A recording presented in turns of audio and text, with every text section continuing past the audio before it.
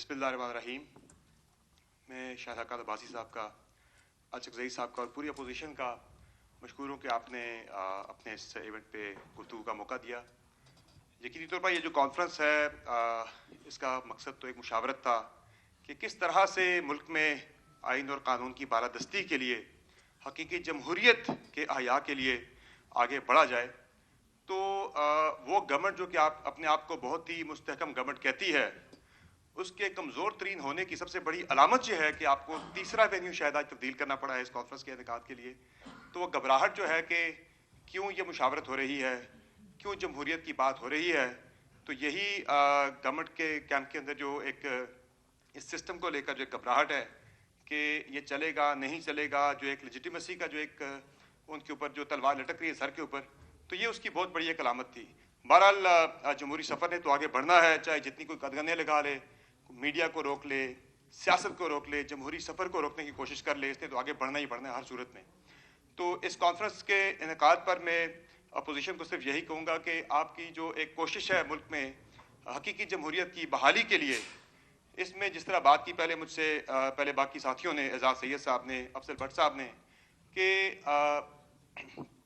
अपना जो एक आपका सफ़र था माजी में, जो गलतियाँ आपसे हुई उसको ज़रूर देखना चाहिए कि ऐसा क्यों है कि जब कोई सियासी जमात इक़्तिदार में होती है तो उस वक़्त तो उसे जो है ये सब चीज़ें वो फरामोश कर देती है कि जमहूरी उसूल क्या हैं, जमहूरी तकाज़े क्या हैं, आज़ादी सहाफ़त कितनी इंपॉर्टेंट है। लेकिन जब अपोजिशन में होते हैं तो वही लोग आके जमहूरियत के अलमबरदार भी बन जाते हैं, वही आज़ादी सहाफ़त के अलमबरदार भी बन जाते हैं। मुझे याद है कि अफजल भट्ट साहब ने शायद इसका जिक्र पहले किया भी है कि जब यही पीका तहरीक इंसाफ के दौर में जब ये इसमें तरमीम लाई जा रही थी, तो शहबाज शरीफ साहब, बिलावल भुट्टो ज़रदारी साहब, पार्लियामेंट के बाहर जो सहाफ़ियों का कैंप था, वहाँ के शहबाज शरीफ साहब ने कंडेम किया था इस कानून को और कहा था कि मैं सहाफ़ियों के साथ खड़ा हूँगा। लेकिन आज वही जब वो हुकूमत में आए तो उनकी जो उसूल थे वो सारे बदल गए।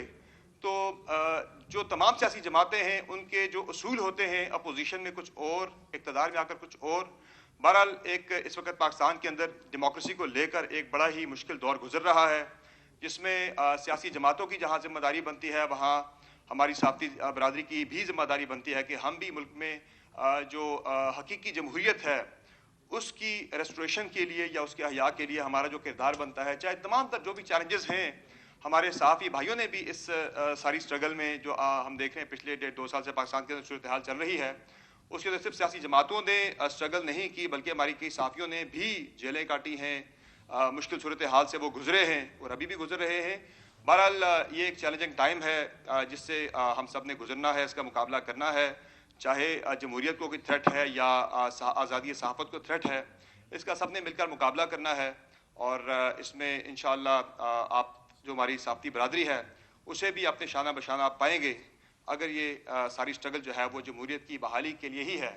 तो बहुत शुक्रिया आपका इस कॉन्फ्रेंस का इनेकाद करने के लिए और मुझे इसमें गुफ्तगू का मौका देने के लिए, क्योंकि बड़े बड़े आपके सीनियर नाम मौजूद हैं, मैं चाहता हूँ कि वो ज़्यादा गुफ्तगू करें, हम उन्हें सुने। बहुत शुक्रिया।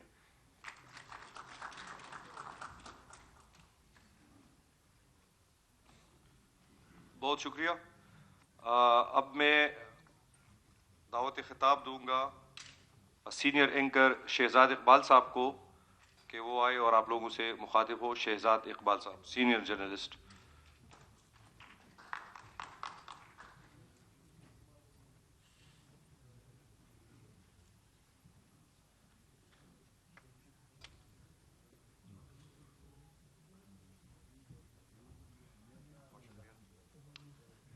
अस्सलाम वालेकुम जी, मुस्तफ़ा गौर साहब, अब्बासी साहब, अचकज़ई साहब, आप सबका बहुत शुक्रिया। अच्छा, मुझे पता नहीं था मुझे तकरीर करनी है यहाँ पर, लेकिन उन्होंने कहा कि पीका के हवाले से बात करें।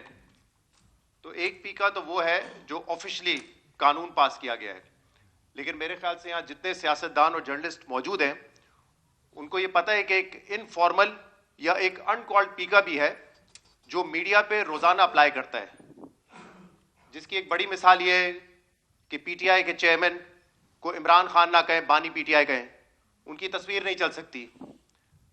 लेकिन ये पहली मर्तबा नहीं है, मुझे याद है वो वक्त भी जब मैं जियो में ही था और मरीम नवाज की तकरीर दिखाना मना थी और उस वक्त पीटीआई का दौर था।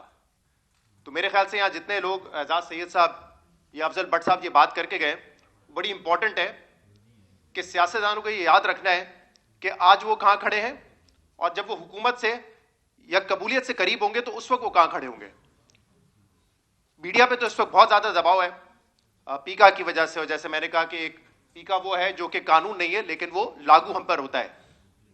لیکن جب بھی میں بہت زیادہ مایوس ہوتا ہوں اس چیز سے کہ میڈیا کا, فریڈم آف سپیچ کا اس ملک میں کیا حال کر دیا ہے, تو ہماری جیو کی کھڑکی سے میں دیکھتا ہوں سپریم کورٹ کی طرف, تو مجھے اطمینان بھی ہوتا ہے اور خوف بھی آتا ہے. اطمینان اس بات کا کہ اس ملک میں جوڈیشری کا جو اس وقت حال ہے وہ میڈیا سے بھی بدتر ہے, اور خوف اس بات کا کہ شاید ہم پر ابھی مزید سختیاں آنی باقی ہیں. مطلب آپ یہ سوچیں کہ جس ملک میں سپریم کورٹ کے بینچز سیاستدان, پارلیمنٹیرینز اور ایگزیکٹو مل کے بنا رہے ہوں, تو وہاں پہ انصاف کتنا میسر ہوگا آپ کو. مطلب بات یہ نہیں ہو رہی کہ ججز کی تعیناتی کیسے ہو رہی ہے, بات یہ ہو رہی ہے کہ جو بینچز کی تشکیل ہے وہ اس وقت ایگزیکٹو کر رہی ہے. تو یعنی کہ ابھی جب یہاں سے آپ مڑتے ہیں نا تو آپ کو نظر آتا ہے کہ ministry for law and justice, پتہ نہیں کیوں پیسہ خرچ کر رہے ہیں. جس ملک میں لا اینڈ جسٹس ہونا, منسٹری کی کیا ضرورت ہے. کچھ عرصے پہلے آئی تھنک یہی اپوزیشن جو ہے وہ اکٹھا ہوئی تھی عمر ایوب صاحب کے گھر پہ, اور میں نے اچکزئی صاحب کی موجودگی میں وہاں یہ کہا تھا کہ اس بات کی کیا گارنٹی ہے جب آپ کہتے ہیں کہ ہم آئین کو بحال کرنا چاہتے ہیں اور اس میں سب کو, میڈیا کو, جوڈیشری کو, سب کو اپنا رول پلے کرنا ہے, تو کل یہیں نون لیگ بیٹھی ہوگی, پیپلز پارٹی بیٹھی ہوگی اور وہی یہ باتیں ہم سے کر رہی ہوگی, اور اس وقت شاید پی ٹی آئی یا دیگر جماعتیں جو ہے وہ اسٹیبلشمنٹ کے ساتھ کھڑی ہوں گی جیسے ماضی میں ہے. کیونکہ آج بھی جب ہم بات کرتے ہیں کہ میڈیا کا یا فریڈم آف سپیچ کا یا عدلیہ کا یہ حال کیا ہے, تو یہ اسی پیپلز پارٹی اور نون لیگ نے کیا ہے جس نے چارٹر آف ڈیموکریسی سائن کیا تھا, جس کو شاید پچھلی 3 دہائی میں کہا جاتا ہے کہ یہ جمہوریت کے لیے سب سے مؤثر ڈاکیومنٹ تھا. لیکن وہی جماعتیں آج کیا کر رہی ہیں یہ ہم سب کو پتہ ہے.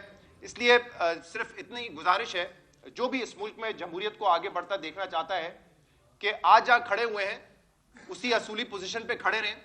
ایسا نہ ہو کہ جب مقبولیت کے بجائے آپ کو قبولیت کی ضرورت پڑ رہی ہو تو پھر آپ باہر بیٹھے ہوں, آپ کینسل کر رہے ہوں کہ کسی کو یہ کانفرنس ہال نہیں ملے گا, اور دوسری جماعتیں یہاں بیٹھ کے تقریر کر رہی ہوں اور ہم ان کی باتیں سن رہے ہوں اور وہ ہمیں موقع دے رہے ہوں کہ آئیں بات کریں جمہوریت کی بحالی کے لیے. دوسری ایک اہم بات جو اعزاز سعید صاحب نے کی اور دیگر لوگوں نے کی وہ صحافیوں کے لیے بھی ہے. یہ بہت بڑا مسئلہ ہے اور بلکہ یہ دنیا بھر میں بہت بڑا مسئلہ ہے. میں ریسنٹلی یورپین یونین گیا تھا, وہاں پر ہماری بڑی اس پہ ڈیبیٹ ہوئی, ڈسکشنز ہوئی کہ سوشل میڈیا کا جو جن ہے اس کو کیسے آپ کنٹرول کریں. کیونکہ جب یہ سوشل میڈیا آ رہا تھا نا تو اس وقت پریزیڈنٹ اوباما جیسے لوگ تھے وہ کہتے تھے کہ اس سے جو ایک ٹو وے کمیونیکیشن ہے دیکھنے والوں کے اور ویڈیوز بنانے والوں کے, یعنی کہ ایک ٹو وے کمیونیکیشن ہوگی اور ہر قسم کا پوائنٹ آف ویو ملے گا. لیکن بدقسمتی سے اب سوشل میڈیا پہ آپ کے جو الگورتھم ہے وہ اتنے اسٹرانگ کر دیے گئے کہ آپ کو ایک جیسا کانٹینٹ ملتا ہے, تو وہ جو ڈائیورسفیکیشن آف انفارمیشن تھا وہ ختم ہو چکا ہے. تو اس لیے یہ ضروری ہے کہ اس کو ہم کنٹرول کریں. لیکن دنیا بھر میں کہیں یہ بحث نہیں ہوتی کہ آپ اس کو کوگنیزیبل کرائم کر دیں, آپ اس کو کرمنلائز کر دیں, پینلٹی ہوتی ہے, سول پنشمنٹ کی بات ہوتی ہے. لیکن ہمارے یہاں جو پیکا قانون ہے اس میں کیا کیا ہے انہوں نے, اس میں انہوں نے یہ کہا ہے کہ کوئی بھی ایکٹیویٹی, ڈیفینیشن بھی اپنی اینٹی اسٹیٹ کی, جیسے شاید بہت سارے لوگوں کے لیے یہ کانفرنس بھی آج اینٹی اسٹیٹ ہو, کہا یہ گیا ہے کہ وہ ہر قسم کا جرم جو ہے وہ کرمنلائز ہوگا, آپ کو اٹھا لیا جائے گا, بعد میں میجسٹریٹ سے پرمیشن لی جائے گی یا بعد میں قانونی کاروائی ہوگی. تو یہ جو ایک فیسینیشن ہے ہماری کہ پہلے پکڑ لو, جیسے بھی متی اللہ جان صاحب کی ایگزامپل دی گئی, اگر انہوں نے کوئی فیک نیوز دی تھی تو کاروائی اس کے تحت ہونی چاہیے تھی, نہ کہ ان کے اوپر کوئی چرچ یا اور کسی کا مقدمہ بننا چاہیے تھا. تو یہ دنیا بھر میں ڈیبیٹ یہ ہو رہی ہے کہ سول پنشمنٹ کیا ہو سکتی ہے یا اس کو کیسے روکا جا سکتا ہے کہ جو آزادی اظہار رائے ہے اس پر بھی آپ قدغن نہ لگائیں. لیکن ہمارے ہاں اس قانون کے ذریعے یہ کیا گیا ہے کہ اس کو آپ فوری طور پر پکڑیں, گرفتار کریں, 3 سال کے لیے سزا دے دیں, چاہے اس میں ٹریبیونل ہو یا اتھارٹی ہو, سب میں حکومت کے لوگ ہیں, حکومت جب چاہے ان کو ہٹا دے. تو یہ ایک کوشش تو یہی ہے کہ کسی طریقے سے فیک نیوز کو کنٹرول نہیں کرنا ہے بلکہ جو آزادی اظہار رائے ہے اس کو آپ نے دبانا ہے. کوشش کرتے ہیں, ہم بھی اس پہ کوشش کر رہے ہیں کہ اس قانون کو تبدیل کیا جائے, لیکن فی الحال جو حالات ہیں مشکل ہی لگتا ہے, لیکن کوشش ہمیں جاری رکھنی چاہیے. بہت شکریہ جی.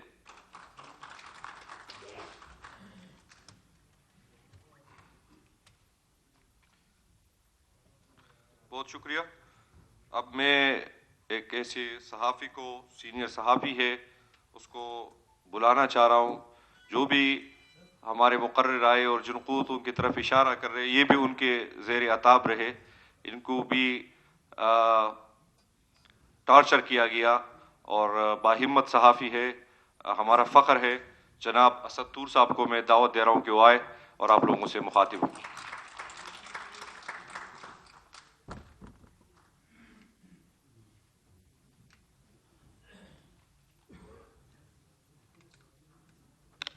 السلام علیکم. میں بہت بہت شکر گزار ہوں حمزادہ صاحب کا کہ انہوں نے مجھے دعوت دی.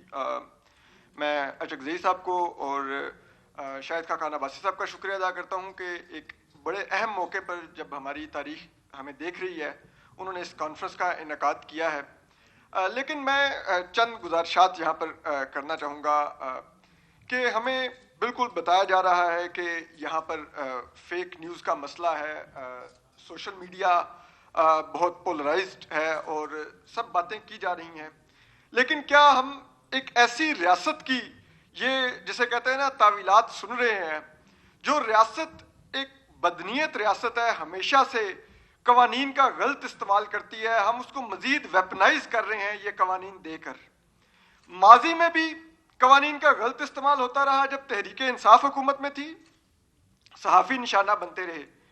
آج بھی وہی سب کچھ ہو رہا ہے. تو اس کا مطلب ہے ریاست ایک ہی ہے، ان کی جسے کہتے ہیں نا وہ مہرے بدلتے ہیں. وہ کبھی پی ٹی آئی کی صورت میں بدلتے ہیں، تو کبھی وہ نون لیگ کی صورت میں بدلتے ہیں، کبھی پیپلز پارٹی کی صورت میں بدلتے ہیں. لیکن آج جو سب سے بڑا ہمارے لیے لمحہ فکریہ ہے وہ یہ ہے کہ میں بطور صحافی جو کہنا چاہوں گا کہ ہماری اپنی صفوں کے اندر سے بہت سے لوگ جو ماضی میں بہت بڑے سویلین سپریمیسی کے چیمپئن بنتے تھے، کیونکہ صحافی کی وفاداری تو الٹیمیٹلی آئین پاکستان کے ساتھ ہے، کسی سیاسی جماعت، کسی سیاسی شخصیت یا کسی بھی اور شخصیت کے ساتھ نہیں ہوتی. وہی آج جب ماضی میں جبر کا نشانہ بنتے تھے تو اس پر شور کرتے تھے، آج لوگ جبر کا نشانہ بن رہے ہیں اور وہ اس کو لیجٹمائز کر رہے ہیں، اس کو جسٹیفائی کرتے ہیں. اور جسٹیفیکیشن کے لیے پھر ہم یہ ایک جسے کہتے ہیں ٹرم لے کے آگے ہیں، فیک نیوز ہے، یہ ہے. اگر اس ریاست کا مسئلہ فیک نیوز ہے تو یہ ریاست جو کریڈیبل نیوز ہے اس کو بھی پروموٹ کر سکتی ہے.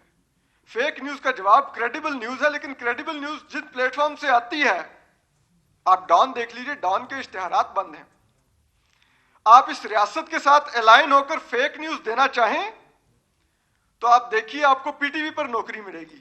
پھر آپ چاہے کینسر کی ادویات کے بارے میں بھی جھوٹ بولیں گے تو کوئی آپ کو سکرین سے نہیں ہٹائے گا.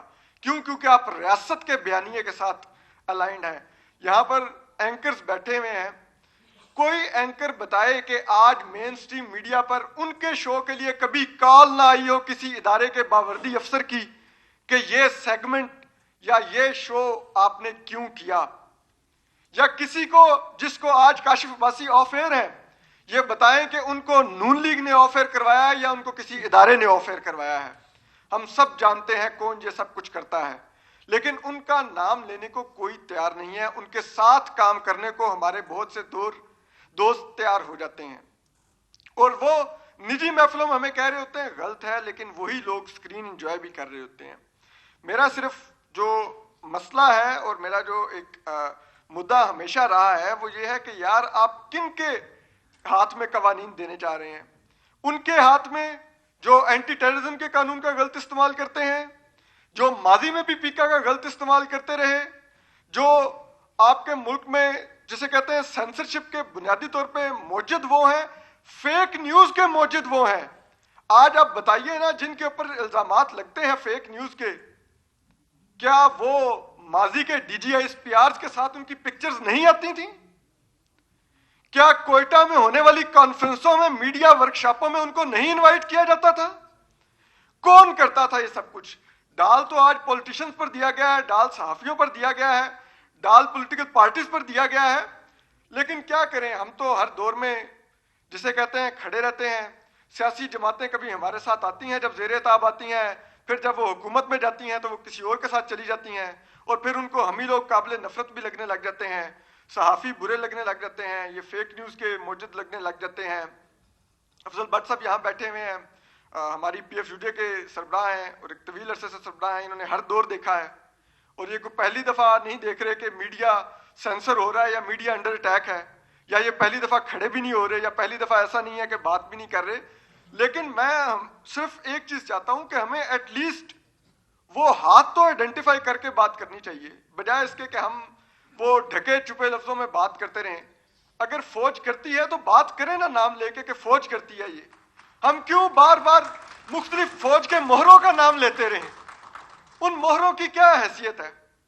आज अगर हम शहबाज शरीफ साहब पर तनकीद कर लें, क्या मिल जाएगा? एक इररेलेवेंट और एक बेख्तियार प्राइम मिनिस्टर पर हम तनकीद करके जिम्मेदारी डाल देंगे, या हम चीफ जस्टिस याह्या अफरीदी या आईनी बेंच के सरबराह अमीनुद्दीन खान पर जिम्मेदारी डाल दें, जो लोग इररेलेवेंट लोग हैं। जो असल हाथ है उसकी बात करनी चाहिए, और हमें जो जद्दोजहद भी करनी होगी, अगर करने का वाकई संजीदा इरादा है, तो जो 75 साल से कर रहे हैं उनके बारे में करें, बजाय इसके कि हम इररेलेवेंट लोगों के बारे में बात करते रहें, जो जिनको फाइलें थमाई जाती हैं वो रात के 12 बजे के बाद लेजिस्लेशन करते हैं। शुक्रिया।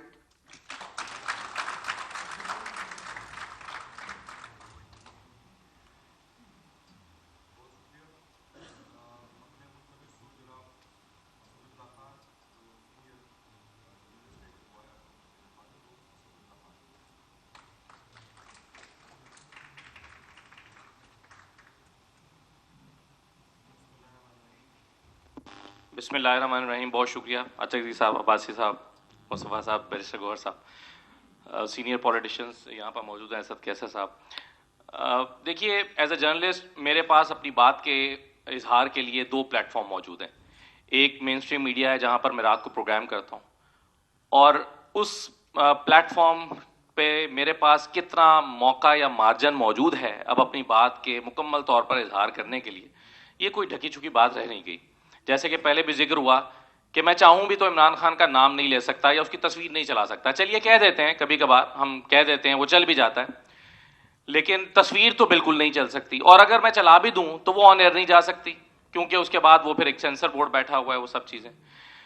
तो मेन स्ट्रीम मीडिया पर कदगनें इस हद तक आ गई हैं, और इसकी मैं शायद मालिकान को भी पूरी तरह से इसका जिम्मेदार इसलिए नहीं समझता कि हमारे मीडिया चैनल्स बुनियादी तौर पर तो अपने बिजनेस को तहफ़्फ़ुज़ देने के लिए चैनल्स लाए थे। यानी ऐसे लोग जो सेठ, जो अपनी इंडस्ट्री चला रहा है, जो अपने कारोबार चला रहा है, उसको लगा कि अगर एक चैनल बनाऊंगा तो मेरे कारोबार को ज़्यादा तहफ़्फ़ुज़ रहेगा, मैं अपनी मीडिया की पावर को इस्तेमाल करते हुए मेरा कारोबार आगे चलेगा। लेकिन हालात ने इस तरह से पलटा खाया है कि अब जो मीडिया चैनल है वही उसके कारोबार के लिए लायबिलिटी बन गया है। यानी अब उसके कारोबार को थ्रेट इसी चैनल की वजह से मिल रहा है कि अब ये करोगे तो कारोबार भी चलता रहेगा, वरना कारोबार भी बंद हो जाएगा। तो प्लानिंग तो सारी एक सेठ की भी उल्टी पड़ गई। तो एक इस तरह के हालात में जब उसको रोजाना ये थ्रेट मिलता है कि चैनल तुम्हारा टेक ओवर किया जा सकता है या बंद किया जा सकता है, तो एक ऐसे माहौल में उसके पास भी शायद काम करने का मौका नहीं बचा। दूसरी बात यह है कि अब एक और चीज होने लगी है कि चैनल को अगर इश्तहारात बंद करने की धमकी मिलती है, और आजकल तो हम देख रहे हैं कि माशाल्लाह बहुत इश्तहारात मिल भी रहे हैं। पूरा कल के अखबारात का पहला सफ़ा देखें तो पूरा सफ़ा जो है वो खरीद लिया गया था, सारे अखबारात का पहला पूरा पेज खरीद लिया गया। तो अगर उसको ये धमकी दी जाए कि तुम्हारा कारोबार हम बंद करने वाले हैं और इस एंकर की वजह से बंद करने वाले हैं, तो वो चैनल फिर ये नहीं बताते कि देखो हमारा कारोबार बंद हो रहा है इसलिए हम तुम्हें ऑफर कर रहे हैं, बल्कि उस एंकर को आसानी से कह दिया जाता है कि भाई एस्टैब्लिशमेंट की तरफ से दबाव था, इस वजह से तुम्हें बंद कर रहे हैं। यानी चैनल मालिकान भी अब एंकर को ये नहीं बताते, समझदार हो गए, वो ये नहीं बताते कि हमारे कारोबार को धचका लगने वाला है, हमारा कारोबार नुकसान में जा रहा है, हमारे इश्तहारात बंद होने लगे हैं, इसलिए हम तुम्हें ऑफर कर रहे हैं। तो ये सारे मसाइल एक मेन स्ट्रीम मीडिया पर काम करते हुए हमारे सामने मौजूद हैं और सबके लिए हैं। और एक खास, यानी अगर आपको कान में प्रोग्राम शुरू करते हुए कह दिया जाए कि बिजली के जलते हुए बिल नहीं दिखाने, या एक शख्स 4 बच्चों के बाप ने खुदसोजी कर लिया आज ये ऑनर नहीं जाएगा, तो वो नहीं जा सकता, बात खत्म। अब दूसरा प्लेटफॉर्म आपके पास बचता है सोशल मीडिया का, उस पर कंपैरेटिवली किसी हद तक आपके पास एक गुंजाइश मौजूद है काम करने के लिए। लेकिन हमारे बहुत सारे दोस्त सिर्फ सोशल मीडिया पर काम करने की वजह से ऑफर हुए मेन स्ट्रीम चैनल से, यानी उनकी शिकायत एक ट्वीट करने की वजह से हुई। और अब यानी पहले तो ये था ना कि चलिए कुछ हमारे एस्टैब्लिशमेंट में बैठे हुए भी दोस्त हुआ करते थे, वो डायरेक्ट फोन कर लिया करते थे कि भाई ये ट्वीट तुमने की है जरा इसको देख लो, या ये तुमने जुमला कह दिया जरा इसको देख लो, या ये फलां बात हो गई है ये जरा नामुनासिब सी है। اب تو کیا ہوتا ہے کہ اب آپ کو اگر آپ کی ٹویٹ بھی ناپسند ہے تو مالکان کو فون کیا جاتا ہے, یعنی ڈائریکٹ آپ کی جاب کو تھریٹ کیا جاتا ہے. تو ہمارے کئی دوست تو صرف اس لیے آفر ہوئے ہیں کہ ان کا یوٹیوب چینل پسند نہیں ہے, یا ان کی ٹویٹس پسند نہیں ہے, یا ان کا سوشل میڈیا پر کام پسند نہیں ہے. یعنی آپ کے سوشل میڈیا پلیٹ فارم پر ہونے والا کام بھی آپ کے مین اسٹریم میڈیا کو افیکٹ کر رہا ہے. تو بعض اوقات تو یہ لگتا ہے کہ ہم کام جو کرنا چاہتے ہیں وہ کر نہیں پا رہے, اور اگر آپ کر بھی پا رہے ہیں تو شاید ان حالات میں لفظوں کی حرمت ختم ہو گئی ہے. آپ کالم لکھتے ہیں کوئی فرق ہی نہیں پڑتا, آپ کے الفاظ بے وقت ہو گئے ہیں, آپ کچھ بھی کہتے رہیں, کچھ بھی لکھتے رہیں, کچھ بھی بولتے رہیں, کسی کو کوئی فرق ہی نہیں پڑ رہا. آپ سیاستدان روزانہ ایک بات کو دوہرا کے بیان کرتے ہیں, ٹیلی ویژن ٹاک شوز میں آ کے بات کرتے ہیں, پریس کانفرنسز کرتے ہیں, لیکن مجالہ کسی کو کوئی فرق پڑ رہا ہو. جواب یہ ملتا ہے کہ بھائی جو جیسا چل رہا ہے ایسا ہی چلے گا, جو ہو رہا ہے یہی ہوگا, انتخابات تو ایسے ہی ہوں گے, الیکشن تو اب ایسے ہی ہوں گے, یہ دس از دا نیو نارمل, یہ تو اسی طرح سے ہوگا, اگر آپ کو قبول ہے تو کیجیے, نہیں قبول ہے تو نہ کیجیے. تو ایسے میں بعض دفعہ لگتا ہے کہ راستے بند ہو گئے ہیں. دیکھیے, ہم جرنلسٹ کو اپنی غلطیاں تسلیم کرنی چاہیے. سیاستدانوں نے بھی جیسے کہ کی ہیں, اپنے ماضی سے ہم نے بھی بہت سیکھا ہے, سیاستدانوں نے بھی بہت سیکھا ہے. آج سے چند سال پہلے میں اس بات کو تسلیم کرتا ہوں کہ ہمارے بہت سارے دوست سورس سمجھ کے اسٹیبلشمنٹ سے خبریں لیتے تھے. بتایا جاتا تھا کہ بھئی یہ سیاستدان ہے, اس نے ملک کو لوٹ لیا ہے, یہ اس کی فائلیں ہیں, یہ اس کا ریکارڈ ہے, اور دیکھو اس کا پاکستان میں رہنا یا پاکستان میں سیاست کرنا پاکستان کے فائدے مند میں نہیں ہے. اور ہمارے بہت سارے دوست ان فائلوں کو لے کر پڑھ کے اور پھر اس پر پروگرام کرتے تھے اور بتاتے تھے کہ بھئی یہ سیاستدان دیکھو کرپٹ ہے, اس نے اتنے ارب روپے کی منی لانڈرنگ کی ہے. اور ہم نہ چاہتے ہوئے یا نہ سمجھی میں اسٹیبلشمنٹ کو ایک سورس کے طور پر استعمال کرتے رہے, یہ جانے بغیر کہ دراصل ہم کسی کے ایجنڈے کا حصہ بن رہے ہیں, دراصل اس کے مقصد کے کام آ رہے ہیں, دراصل اس کی پلاننگ کا حصہ بن رہے ہیں. تو بہت ساری چیزیں ایسی ہوتی رہی ہیں, لیکن اب یہ ہوا ہے کہ آدھے لوگ اس وقت ماتوب رہے ہیں اور آدھے لوگ جو باقی بچ گئے تھے وہ آج ملون ہو رہے ہیں. تو سبھی اس چکی میں سے ایک مرتبہ تو گزر ہی گئے ہیں. اور بہت سارے, میرا خیال ہے کہ ہم ایک ٹرم استعمال کرتے رہے ہیں سیاستدانوں کے لیے بھی کہ یہ گیٹ نمبر 4 کی پیداوار ہے, اور کئی لوگ تو بڑے فخر سے اپنے بارے میں بھی یہ کہتے رہے ہیں.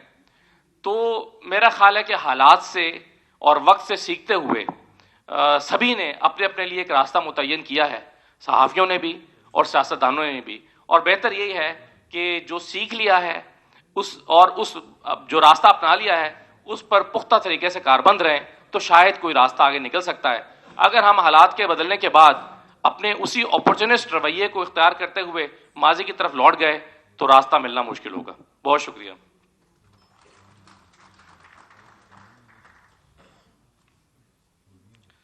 بہت شکریہ.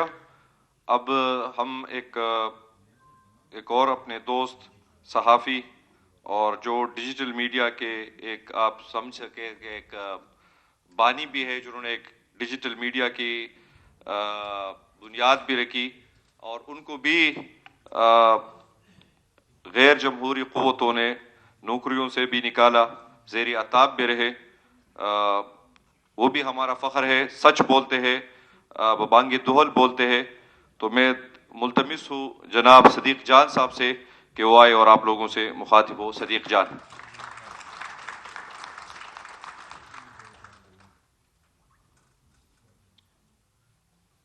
بہت شکریہ جی. میں اپنی گفتگو کا آغاز جو ہے وہ ان صحافیوں کو خراج تحسین پیش کرنے سے کروں گا جن کو آف ایئر کیا جاتا رہا, جن کو نوکریوں سے نکلوایا گیا اور جن کو جبری طور پہ لاپتہ کیا گیا. اور دیکھیں, یہ جو آج کی قومی کانفرنس ہے, میرا خیال ہے کہ یہ وہ پلیٹ فارم ہے جس طرح سے اسد اللہ خان صاحب نے کہا کہ سیاستدانوں کو بھی سچ بولنا چاہیے اور صحافیوں کو بھی سچ بولنا چاہیے, ہمارے جیسے جو رپورٹر ہیں ان کو بھی سچ بولنا چاہیے. اور میرا خیال ہے یہ وہ پلیٹ فارم ہے جہاں سے ہم سب کو اپنے اپنے حصے کا کم از کم جو ہم نے غلطیاں کی ہیں ان کا اعتراف بھی کرنا چاہیے اور معافی بھی مانگنی چاہیے.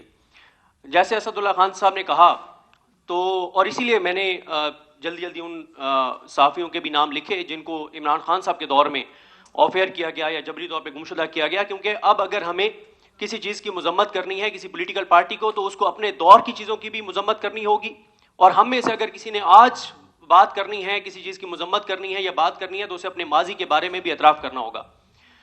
تو یہ بات سچ ہے کہ کم از کم میں اپنی بات کر سکتا ہوں, کسی اور کے بہاف پہ بات نہیں کر سکتا. کم از کم میں یہ کہہ سکتا ہوں کہ میرا وہ زمانہ جاہلیت تھا کہ جب ہم بلوچستان کی جبری گمشدگیوں کو بھی جسٹیفائی کیا کرتے تھے, جب ہم یہ کہا کرتے تھے کہ بلوچستان سے اگر کوئی جبری طور پہ گمشدہ ہوا ہے تو آخر اس نے کچھ تو ایسا کیا ہوگا کہ اس کو اٹھایا گیا ہے, ہمیں کیوں نہیں اٹھایا جاتا. تو اب جب پچھلے 2-3 سال میں جو کچھ پنجاب کے اندر, اسلام آباد کے اندر ہوا ہے, تو اب ہمیں اس بات کا احساس ہوا, ادراک ہوا, اور افسوس ہوتا ہے, شرمندگی ہوتی ہے کہ ماضی میں کس طرح سے ہم جبری گمشدگیوں کو جو ہے وہ جسٹیفائی کرتے رہے ہیں. شروع کے سپیکرز میں سے جب میں ابھی یہاں نہیں پہنچا تھا تو میں یوٹیوب پہ لائیو دیکھ رہا تھا اس کانفرنس کو, تو ایک سپیکر نے یہاں پر انہوں نے ایک کریٹیسائز کیا عمران ریاض خان صاحب کو, نام لیے بغیر, شروع کے سپیکرز میں سے. تو میں ان کو جواب تو نہیں دوں گا کیونکہ یہاں پہ آج یہ جو کانفرنس ہے یہ قومی کانفرنس ہے اور یہ پرسنل سکور سیٹل کرنے کی کانفرنس نہیں ہے. لیکن یہ بھی ہم نے دیکھا کہ عمران ریاض خان صاحب نے فیملی کے ساتھ گئے, جب مہارنگ بلوچ کا یہاں پر دھرنا چل رہا تھا تو انہوں نے فیملی کے ساتھ گئے اور مہارنگ بلوچ سے معافی مانگی کہ ہم ماضی میں جبری گمشدگیوں کو جسٹیفائی کرتے رہے ہیں, اور ہم جو بات میں نے کہا کہ ہم کہتے تھے کہ آخر انہوں نے کچھ تو ایسا کیا ہوگا کہ جس وجہ سے ان کو اٹھایا گیا ہے. باقی جو فیک نیوز کی بات ہے, بلکہ میں پہلے جلدی ان کے نام لے دیتا ہوں جن کو آف ایئر کیا گیا. سوری اگر کسی کا نام میں مس کر رہا ہوں, جس طرح سے عمران خان صاحب کے دور میں. اور دیکھیں میں آپ کو ایک چیز بتاؤں, جب ہم ہر چیز اسٹیبلشمنٹ پہ ڈال دیتے ہیں نا کہ اسٹیبلشمنٹ یہ کر رہی ہے, تو میں اطہر من اللہ صاحب کی بات یاد کر رہا تھا, اور اطہر من اللہ صاحب کے خلاف بھی ہم نے بڑی کمپینیں کی, اور پھر 5-6 بار ان سے جب ملاقات ہوئی, مصطفیٰ نواز کھوکھر صاحب جب ان سے ملاقات ہوئی اطہر من اللہ صاحب سے, تو 5-6 بار ان سے معافی بھی مانگی کہ ہم نے آپ کے خلاف بڑی کمپینیں کی. تو میں نے ایک بار انہوں نے کہا, تو انہوں نے کہا میں تنقید کو جو ہے وہ کبھی مائنڈ نہیں کرتا. میں نے کہا تنقید اگر جائز ہوتی تو کوئی مسئلہ نہیں تھا, ہم نے تو ناجائز بھی آپ کے خلاف کمپینز کی. تو وہ ان کا بڑا دل ہے, بڑے جج ہیں. تو اطہر من اللہ صاحب ایک بات کہتے ہوتے تھے کہ ذمہ دار الٹیمیٹلی جو ہے وہ حکومت وقت ہوتی ہے, پولیٹیشینز ہوتے ہیں جن کے پاس اقتدار ہوتا ہے. یہ بڑا آسان ہے کہ تحریک انصاف بھی آج یہ کہہ دیتی ہے کہ اس وقت ہمارے پاس اختیار نہیں تھا, اور جو کر رہی تھی اس وقت اسٹیبلشمنٹ کر رہی تھی, اور اس وقت کیونکہ اسٹیبلشمنٹ کے جو بڑے تھے وہ اب ریٹائر ہو گئے ہیں تو معاملہ ختم ہو گیا, ہمارا تو کوئی قصور نہیں ہے. آج مسلم لیگ نون یہ کہتی ہے, اور آف کیمرہ جب آپ ان سے ملتے ہیں, جب وہ آف دا ریکارڈ بات کرتے ہیں, جب وہ بند کمرے میں بیٹھے ہوتے ہیں, تو وہ کہتے ہیں ہم تو کچھ نہیں کر رہے, جو کر رہے ہیں وہ انٹیلیجنس ایجنسیز کر رہی ہیں یا اسٹیبلشمنٹ کر رہی ہے. تو میرا خیال ہے کہ یہ بھی ایک غلط چیز ہے کہ ہم لوگ بھی اس چیز پہ بات کرتے رہتے ہیں کہ اسٹیبلشمنٹ یہ سارا کچھ کر رہی ہے. اسٹیبلشمنٹ کس کے ذریعے سارا کچھ کر رہی ہے؟ حکومتوں کے ذریعے کرتی ہے نا, ان سیاسی جماعتوں کے ذریعے کرتی ہے. جب ہم ان سیاسی جماعتوں کو بھی ساتھ رکھیں گے تو ان سیاسی جماعتوں کو اس کی سیاسی قیمت ادا کرنی پڑے گی, ورنہ تو بڑا آسان ہے. کل کو نون لیگ کہے گی, جب کوئی صاحب ریٹائر ہو جائیں گے وہ کہیں گے جی فلاں سارا کچھ کر رہا تھا, ہمارا تو کوئی قصور نہیں ہے. تو کوئی بھی پولیٹیکل پارٹی, تحریک انصاف کو بھی اپنے دور کا اعتراف بھی کرنا چاہیے, معافی بھی مانگنی چاہیے کہ ہاں ہم اقتدار میں تھے, ہم بے اختیار تھے, لیکن ہمیں بے اختیار نہیں ہونا چاہیے تھا. اور آج کی بھی جو حکومت ہے وہ اتنی ہی ذمہ دار ہے جتنی اسٹیبلشمنٹ ذمہ دار ہے. جو کچھ کر رہی ہے کس کے ذریعے کر رہی ہے؟ اسٹیبلشمنٹ نے جو کچھ کیا وہ قاضی فائز عیسیٰ کے ذریعے کیا, وہ شہباز شریف کے ذریعے کیا, وہ محسن نقوی کے ذریعے کیا, وہ پیپلز پارٹی کے ذریعے کیا, وہ زرداری کے ذریعے کیا. آج بھی ان سب کے ذریعے ہو رہا ہے, آج بھی جوڈیشری کے اندر لوگ بیٹھے جن کے ذریعے ہو رہے ہیں. تو لہٰذا ان کے بھی یہ بھی اتنے ہی ذمہ دار ہیں جتنی کہ ذمہ دار اسٹیبلشمنٹ ہے. تو عمران خان صاحب کے دور میں حامد میر صاحب کو آفیئر کیا گیا, نصرت جاوید صاحب کو آفیئر کیا گیا, متی اللہ جان صاحب کو آفیئر کیا گیا. اور اب میں یہ جو بات کر رہا ہوں ابھی جو پچھلے 2-3 سال میں ہم نے دیکھا, سب سے بڑا تو سانحہ ہوا جب ارشد شریف صاحب کو شہید کیا گیا. اور یہ ایک میسیج تھا کہ اگر آپ پاکستان میں یہ سمجھتے ہیں کہ پاکستان آپ کے لیے محفوظ نہیں ہے اور آپ دنیا میں کہیں بھی جا کے اور آپ بات کر سکتے ہیں, تو آپ پہ پاکستان نہیں دنیا کی زمین بھی اب تنگ ہے. آپ دنیا میں کہیں بھی جا کر بات کریں گے تو آپ کو بات نہیں کرنے دی جائے گی. اور ارشد شریف صاحب شہید ہوئے. عمران ریاض خان صاحب جبری طور پہ گمشدہ رہے, ابھی جس طرح سے وہ پاکستان سے باہر گئے وہ پتہ ہی ہے سب کو, اور جو کچھ ان کے ساتھ کیا گیا, پہلے گرفتار ہوئے پھر جبری طور پہ گمشدہ ہوئے اور بہت زیادہ ان کو تشدد کا نشانہ بنایا گیا. سمیع ابراہیم صاحب, اوریا مقبول جان صاحب, متی اللہ جان صاحب اور اسد طور صاحب ہیں جو عمران خان کے دور میں بھی اٹھائے گئے اور وہ ابھی پی ٹی ایم اور پی ایم ایل این کے دور میں بھی اٹھائے گئے. اس کے بعد متی اللہ جان صاحب کے ساتھ ثاقب بشیر صاحب تھے, ان کو اٹھایا گیا کیونکہ وہ 26 نومبر کو جو گولی چلی, جو نہتے لوگوں کو سنائپرز کے ذریعے گولیاں مار کے بے دردی کے ساتھ شہید کیا گیا, تو ان کی جو ڈیڈ باڈیز لے جائی گئی تھیں ہاسپٹلز میں, تو وہ وہاں پہ جا کے اس کی سٹوری کو پر کام کر رہے تھے, تو اس لیے متی اللہ جان صاحب اور ثاقب بشیر صاحب کو اٹھایا گیا. آفتاب اقبال صاحب کو اٹھایا گیا تھا, ایاز امیر صاحب پہ تشدد کیا گیا, جمیل فاروقی کو لاپتہ کیا گیا, ابھی زعیم لغاری نوجوان ہیں جرنلسٹ ہیں ان کو لاپتہ کیا گیا, شاکر آوان کو جبری طور پہ گمشدہ رکھا گیا, اسد طور صاحب کا میں ذکر کر چکا ہوں, شاہد اسلم صاحب جو ہیں ان کو عمران خان کے دور میں جو ہے وہ گرفتار کیا گیا اور اب وہ بھی ملک سے باہر ہیں. آغا شیخ سرور ڈیجیٹل میڈیا پہ کام کرتے ہیں, ان کو جبری طور پہ گمشدہ کیا گیا. اور اسی طرح سے ابھی کاشف عباسی صاحب جو ہیں وہ آفیئر ہیں, اور جو اور ایسے صحافی ہیں جن کو آفیئر کیا گیا, نوکریوں سے نکلوایا گیا, اور اب وہ ان میں سے کچھ ملک سے باہر بھی ہیں, اس میں صابر شاکر صاحب ہیں, عارف امید بھٹی صاحب ہیں, ہارون الرشید صاحب ہیں, بیرسٹر احتشام صاحب ہیں, معید پیرزادہ صاحب ہیں, وجاہت احسان صاحب ہیں, احمد نورانی صاحب ہیں, اور یہ باقی جو پاکستان میں بھی ہیں, سمینہ پاشا صاحبہ ہیں, اسامہ غازی ہیں, احتشام علی عباسی ہیں, زبیر علی خان ہیں, ارمیت سنگھ ہیں, بیرسٹر سعد رسول صاحب کو آفیئر کیا گیا دنیا نیوز سے, اور اسد اللہ خان صاحب کو یہ الیکشن سے پہلے جو ہے وہ نوکری سے نکالا گیا تھا, اور نجم الحسن باجوہ ہیں, یا ابھی ایک ٹاؤٹ کو نوکری دینے کے لیے ضمیر حیدر صاحب کو ایک چینل سے ایک ٹیم سمیت جو ہے وہ فارغ کیا گیا, کیونکہ ایک ٹاؤٹ کو نوکری پہ رکھوانا تھا, اس کے لیے کال آئی تو ضمیر حیدر صاحب کو جو ہے وہ نوکری سے نکال دیا گیا. اگر آپ ڈیجیٹل میڈیا کے پلیٹ فارمز کی بات کرتے ہیں تو سیاست.pk ابھی بھی بند ہے, ایک بڑا ڈیجیٹل میڈیا پلیٹ فارم ہے. عدیل حبیب جو اس کو رن کرتے تھے وہ ملک سے باہر ہیں, حسنین رفیق نیا پاکستان پہ کام کرتے ہیں, تو ان کے گھر بھی جس طرح سے چار دیواری کا تقدس پامال ہوا, تو بہت سے نام اس میں سے میں مس بھی کر رہا ہوں گا. دیکھیں, میں بس اتنا کہنا چاہوں گا کہ اگر جو تحریک تحفظ آئین پاکستان کا پلیٹ فارم ہے, ہماری بدقسمتی یہ ہے کہ ہمارے ہاں جو بھی صحافتی تنظیمیں ہوتی ہیں, جو بھی اس طرح کے پلیٹ فارمز بنتے ہیں, اسٹیبلشمنٹ ان کے اندر سے لوگوں کو مینیج کر لیتی ہے, ان کے اندر ایسے کمپرومائز لوگوں کو شامل کر دیا جاتا ہے.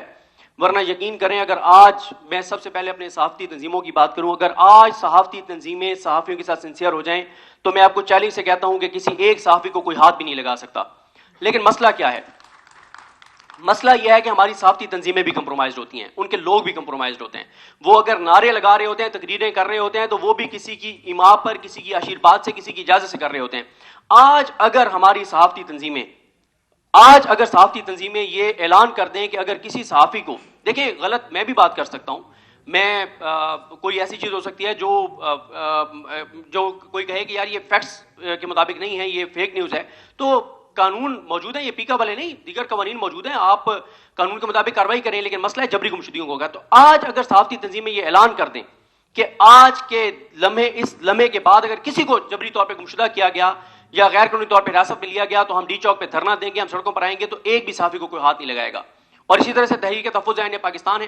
میں یہ سمجھتا ہوں کہ اگر آپ اس وقت پاکستان کے حالات دیکھیں, میں تو یہ فروری کے مہینے میں بہت زیادہ ٹریول کیا, اور جب میں لوگوں سے جا کے ملا ہر جگہ, تو ایک یہی امید نظر آتی ہے کہ پاکستان کے لوگوں میں شعور آ چکا ہے. پاکستان کے لوگوں کو, آپ اسلام آباد سے شروع ہوں, آپ اندرون سندھ چلے جائیں, آپ بلوچستان کے کسی علاقے میں چلے جائیں, آپ KPK میں چلے جائیں, آپ کہیں چلے جائیں, آپ اس علاقے میں چلے جائیں جہاں پہ بجلی بھی نہیں ہے, وہاں رہنے والے پاکستانی سے بھی جا کے پوچھیں کہ پاکستان کے مسائل کا سبب کون ہے, کون پاکستان کے ساتھ یہ سب کچھ کر رہا ہے, تو اس کو بھی پتا ہے کہ کون یہ سب کچھ کر رہا ہے. تو یہ تو آپ سب کو پتا ہے, اور ظاہر ہے یہاں بڑے بڑے نام بیٹھے ہیں, محمود خان اچکزئی صاحب, شاہد خان عباسی صاحب, اور اسد کیسر صاحب. مسئلہ یہ ہے کہ سب کو پتا ہے, بیماری کا بھی پتا ہے, اور اس کو ڈائگنوز بھی کر لیا گیا ہے, اس کا علاج بھی پتا ہے. لیکن مسئلہ یہ ہے کہ ہمارے جتنے بھی بڑے پلیٹ فارم بنتے ہیں اس میں سے ہی لوگ ٹوٹ جاتے ہیں, کمپرومائزڈ ہوتے ہیں, وہ اندر سے ہی اداروں کے ساتھ ملے ہوئے ہوتے ہیں. لیکن میں یہ سمجھتا ہوں کہ اس وقت پاکستان جس جگہ پہ پہنچ گیا ہے, جو حالات ہیں, کہ آپ تین ہی راستے ہوتے ہیں نا. ایک یہ ہوتا ہے کہ آپ ووٹ کے ذریعے میں کہا جاتا تھا کہ یہ جو دہشت گرد ہیں, یہ جو بندوق اٹھاتے ہیں, یہ غلط کرتے ہیں, یہ سیاست میں آئے, اپنا ایجنڈا بتائیں, ووٹ لیں اور آگے حکومت بنائیں, اور اپنے جو وہ سمجھتے ہیں کہ ہم نے اس طرح سے ملک کو چلائیں. تو آپ نے 8 فروری کو بتا دیا کہ آپ ووٹ کے ذریعے بھی آپ اس ملک میں تبدیلی نہیں لا سکتے جو آپ کو آئین نے اختیار دیا ہے. پھر دوسرا یہ ہوتا ہے کہ آپ کہتے ہیں کہ اچھا میرا مینڈیٹ چوری ہوا ہے, یا میرے ساتھ زیادتی ہوئی ہے, میرے ساتھ ناانصافی ہوئی ہے, میں عدالتوں میں جاؤں گا. تو وہ بھی آپ نے جسٹس یحییٰ خان کو لگا کر, اور جس طرح سے 40-45 جج آپ نے بھرتی کیے ہیں, اور میں تو مسلسل یہ حوالہ دے رہا ہوں کہ ہمارے دوست ہیں اسد ملک ڈان سے, انہوں نے اپنے ولاگ میں انکشاف کیا کہ جو سندھ ہائی کورٹ میں جج لگے ہیں, ان میں سے ججز سے, ان وکیلوں سے جن کو جج لگایا گیا ہے, ان سے کروڑوں روپے پارٹی فنڈ کے نام پہ رشوت لی گئی ہے. اور انہیں کہا گیا, گور صاحب, انہیں کہا گیا کہ آپ یہ پیسے جو ہمیں دے رہے ہیں یہ تو 5-6 مہینے میں آپ پورے کر لیں گے, آگے تو آپ کی بچت ہی بچت ہے. جہاں پہ یہ حالات ہوں تو وہاں پہ عدلیہ کا راستہ بھی, دروازہ بھی آپ کے لیے بند ہو گیا. تیسرا ہوتا ہے کہ آپ سڑکوں پر آتے ہیں, وہ بھی 26 نومبر کو گولیاں مار کے بتا دیا گیا کہ اب ہم نے فتح حاصل کر لی ہے, کہ 79 لوگوں کو ہم نے گولیاں ماری ہیں, تو اب کوئی نہیں نکلے گا. تو میں یہ سمجھتا ہوں کہ اس وقت تحریک تحفظ آئین پاکستان جو ہے, یہ پلیٹ فارم پاکستان کی بقا کے لیے, سالمیت کے لیے, پاکستان کے فیوچر کے لیے ایک بہت زبردست پلیٹ فارم ہے, جس میں صحافی بھی اس میں آ سکتے ہیں, ڈیجیٹل میڈیا والے بھی آ سکتے ہیں, سب آ سکتے ہیں. لیکن مسئلہ یہ ہے کہ اگر تحریک تحفظ آئین پاکستان کے لوگ اس ملک کے ساتھ مخلص ہوں, اگر وہ کمپرومائز نہ ہوں, اگر صرف یہ تحریک تحفظ آئین پاکستان میں, تحریک تحفظ آئین پاکستان کے بہت سی شخصیات سے بات ہوتی ہے تو وہ کئی شخصیات مختلف لوگوں پہ, وہ فلاں یہ دیکھیں فلاں پارٹی پیچھے ہٹ رہی ہے, فلاں پارٹی پیچھے ہٹ رہی ہے, کوئی پیچھے ہٹتا ہے اس کو ہٹنے دیں. لیکن اگر یہ پلیٹ فارم تحریک تحفظ آئین پاکستان کا پلیٹ فارم جو ہے وہ اگر ملک کے ساتھ مخلص ہو کر، پاکستان کے لوگوں کے ساتھ مخلص ہو کر یہ موومنٹ چلاتا ہے تو میرا خیال ہے کہ کروڑوں پاکستانی اس موومنٹ کے ساتھ ہوں گے. ابھی کیونکہ لوگ اصل میں نا اعتبار نہیں کر رہے کسی پہ بھی. لوگوں کو لگتا ہے کہ ہر پلیٹ فارم، ہر سیاستدان کمپرومائزڈ ہے اور یہ بعد میں دھوکہ دے جائے گا. کوئی چائے پینے چلا جائے گا تو کوئی کسی اور کام کے لیے چلا جائے گا. تو اس لیے لوگ اعتبار کرنے کو تیار نہیں ہے. لیکن جس دن لوگوں کو یقین آ گیا کہ تحریک تحفظ یعنی پاکستان کی قیادت پاکستان کے ساتھ مخلص ہے تو اس دن کروڑوں لوگ اس موومنٹ کے اندر شامل ہوں گے، اس کے ساتھ ہوں گے. اور میرا خیال ہے کہ تحریک تحفظ یعنی پاکستان کا جو پلیٹ فارم ہے، جو اس کا ایجنڈا ہے، جو اس کی گفتگو ہے، یہ پاکستان کی بقا اور سالمیت کے لیے بہت ضروری ہے. بہت شکریہ.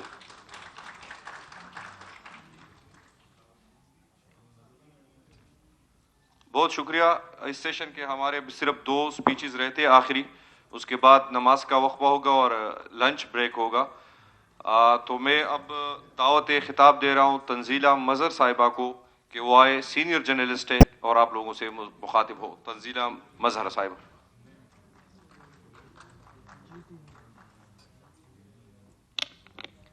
بہت شکریہ جی. السلام علیکم. بہت سارے لوگ بات کر کے جا چکے ہیں، میں تھوڑی سی لیٹ بھی آئی ہوں. بہت سارے لوگوں کی گفتگو میں سن نہیں سکی ہوں. بات ہو رہی ہے تحفظ آئین پاکستان کی، بات ہو رہی ہے اتحاد کی. تو جس منافقت کی طرف صدیق جان ہمارے بھائی ہیں وہ اشارہ کر رہے تھے، وہ منافقت ہمیں یہ تسلیم کرنا چاہیے کہ اس ملک کے ہر طبقے میں ہے. صرف سیاستدانوں کو رگڑا لگانا اس ملک میں ہمیشہ سے بہت آسان رہا ہے. ججز کے اوپر بات کی نہیں جا سکتی تو انہیں عدالت لگ جاتی ہے. جنرلز اتنے طاقتور ہو چکے ہیں اور ہم سب کے تعاون سے ہوئے ہیں. ہمارا میڈیا بھی کمپرومائز رہا ہے. اور جن معاشروں میں دانشوروں کو یہ کہا جائے کہ یہ اس جماعت کا دانشور ہے اور یہ اس سیاسی جماعت کا حامی دانشور ہے، تو اس معاشرے کا حال وہی ہوتا ہے جو آج ہمارا ہے، جہاں پہ ہمیں سچ اور جھوٹ کی تفریق کرنے کے لیے بہت محنت کرنی پڑ رہی ہے. مسئلہ یہ کہ ابھی صدیق نے ایک لفظ استعمال کیا، ٹاؤٹ. ایک طرف دوسری طرف کو ٹاؤٹ کہتی ہے اور دوسری طرف پہلی طرف کو ٹاؤٹ کہتی ہے. تو یہ ہم سب کی کلیکٹیو ناکامی ہے. اس معاشرے کو جہاں پہ ہم لے کے آئے ہیں، اس میں سیاستدان بھی برابر کے شریک ہیں، وہ کمپرومائزڈ ہوئے. اس معاشرے میں جھوٹ کو قبولیت دی گئی. اس معاشرے میں جھوٹے لیڈرز پیدا کیے گئے. اس معاشرے میں جو انڈیجنس ایک گروتھ ہونی چاہیے تھی لیڈرشپ کی، اس کو روکا گیا. اور یقیناً ایک بڑا ڈیزائن تھا. اسی طریقے سے ہمارے ہاں جو صحافی تھے، جو اس پروفیشن میں صحافت کو خدمت سمجھتے ہوئے آئے تھے، ان کا راستہ بھی روکا گیا. اور ہم نے آرٹیفیشل صحافی بھی پیدا کیے، ہم نے مصنوعی دانشور بھی پیدا کیے ہیں اور ان کو اس پورے معاشرے پر امپوز کیا ہے. تو آج اس کا نتیجہ ہے. تو میرا خیال ہے کہ بہت سارے لوگ بہت ساری خامیوں کوتاہیوں کی طرف نشاندہی کر چکے ہوں گے. صرف کوتاہیوں کو، خامیوں کو بار بار دہرانے سے ہمارے مسئلے حل نہیں ہوتے. اپنی اپنی غلطیاں تسلیم کرنے کی ضرورت ہے. جس نے جہاں جہاں کمپرومائز کیا، اب اس معاشرے کو کون یقین دلائے گا کہ وہ دوبارہ ویسا کمپرومائز نہیں کریں گے؟ کیا آج جو جدوجہد ہے واقعی آئین کے تحفظ کے لیے ہے یا کرسی کے لیے ہے یا اقتدار کے لیے ہے؟ جو آج اقتدار میں ہیں کل وہ رگڑا کھا رہے تھے، جو آج رگڑا کھا رہے ہیں کل وہ اقتدار میں تھے. 2002 سے میں صحافت کر رہی ہوں اور مجھے نہیں لگتا کہ اصول کی لڑائی جس نے بھی لڑی ہو اس کو ہم نے رول ماڈل بنایا ہے اس معاشرے میں. جس نے اصول کی لڑائی لڑی اس کو پارٹیوں نے بھی ڈسون کیا، اس کو اس معاشرے نے بھی ڈسون کیا، اس کو اس میڈیا نے بھی ڈسون کیا. آج ہمارے میڈیا میں کون سٹارز ہیں جو سب سے زیادہ جھوٹ بولتے ہیں، جو سب سے زیادہ بد تہذیب ہیں، جنہوں نے ریئل اسٹیٹ کے لوگوں سے پلاٹس لیے ہیں؟ اگر میں تو سمجھتی ہوں کہ ہمارے مذہب میں بھی اور دنیا کے شاید ہر مذہب میں توبہ طائب کی گنجائش ہے، لیکن وہ توبہ ایک بار ہی ہوتی ہے. ایسا تو نہیں ہوتا کہ آج آپ ایک پارٹی سے نوازے جا رہے ہوں، کل آپ کسی اور پارٹی سے نوازے جا رہے تھے. آج آپ کسی کے ہیرو ہیں، آج آپ کسی کے سچے راہبر ہیں اور کل آپ جو ہیں وہ کسی اور کے ساتھ سچے راہبر کے طور پہ تھے. تو آپ کو یہ دیکھنا ہوگا کہ صحافت کی اگر میں بالخصوص بات کر لوں کیونکہ ظاہر میری کمیونٹی ہے، تو آبجیکٹو صحافت کہاں پہ ہے؟ ہمارے یہاں کچھ صحافی ہیں جو ہر وقت نون لیگ کے مخالف بات کرتے ہیں، کچھ ہیں جو صرف پی ٹی آئی کے خلاف بات کرتے ہیں، کچھ ہیں جو صرف پیپلز پارٹی کو ہر برائی کا مسئلہ سمجھتے ہیں. تو صحافت یہ تو نہیں ہوتی.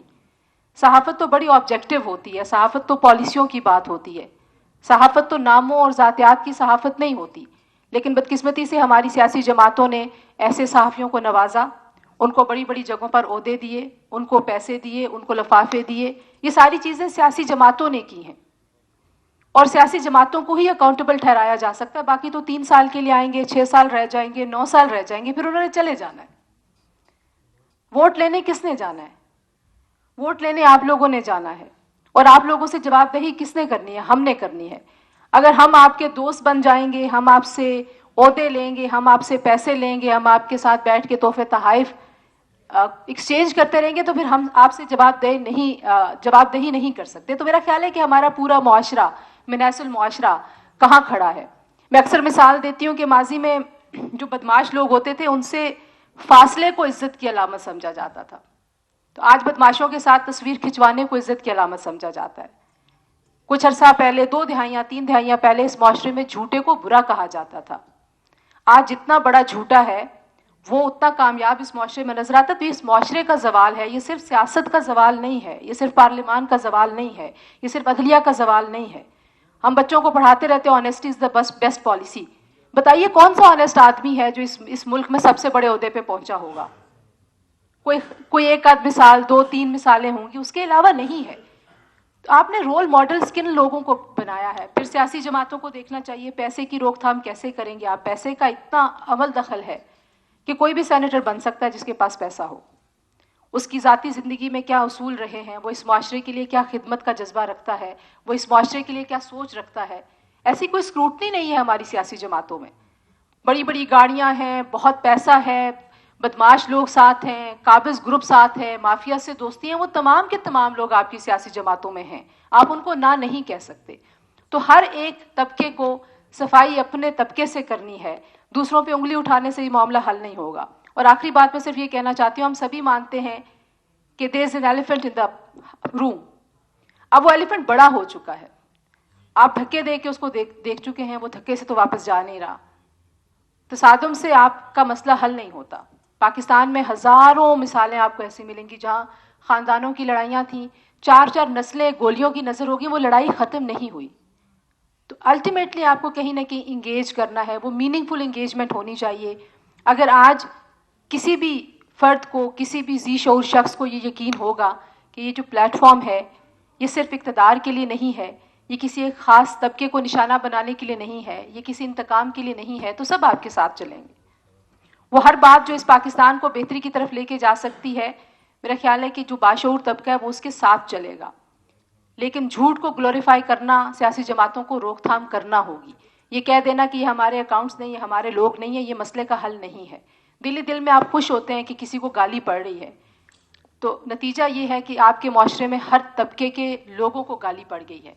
आपके सहाफ़ियों को गाली पड़ी है, सियासतदान पहले से गाली खा रहे थे, वकला गर्दी जैसी टर्म्स इस मुआशरे में इस्तेमाल होती रही हैं।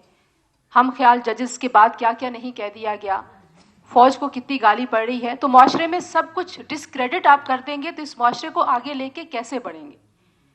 ये मानना पड़ेगा कि हर तबके में, हर क्लास में अच्छे बुरे लोग हैं। आपको मिल के मसाइल के हल की तरफ बढ़ना होगा।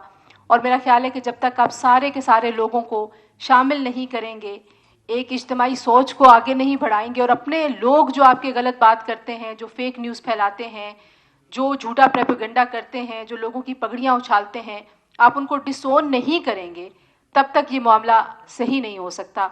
और हमारी नेक ख्वाहिशात भी इस पूरे प्लेटफॉर्म के साथ हैं। जमहूरियत के लिए जहाँ पे भी जद्दोजहद हो, पाकिस्तान की सहाफ़ती बरादरी हमेशा उनके हमकदम रही है। बाकी शोबों की तरह हमारे शोबों में भी बहुत सारी बुराइयां हैं, बहुत सारी कमियां हैं, कोताहियां, क्योंकि हम इसी मुआशरे का अक्स है। तो बुनियादी तौर पर आपको इस मुआशरे को ठीक करना है। जिस दिन आप ये मुआशरे को ठीक करने की कोशिश करेंगे, इंडिजिनस लोगों को सियासत में आने की इजाज़त होगी। जिनके पास पैसा नहीं होगा वो भी सियासी लीडर बन सकेंगे। जब आप यहाँ पे जो ग्रास रूट लेवल की पॉलिटिक्स है उसको अलाउ करेंगे। अभी तो आपके पास हुकूमतें ही नहीं हैं, तो मुकामी हुकूमतों के बगैर आप कैसे अकाउंटेबल ठहरा सकते हैं पूरे के पूरे निज़ाम को? तो मेरा ख्याल है तब तक आपके मसले और हमारे मसले और इस मुल्क के मसले हल नहीं होंगे। बहुत शुक्रिया जी।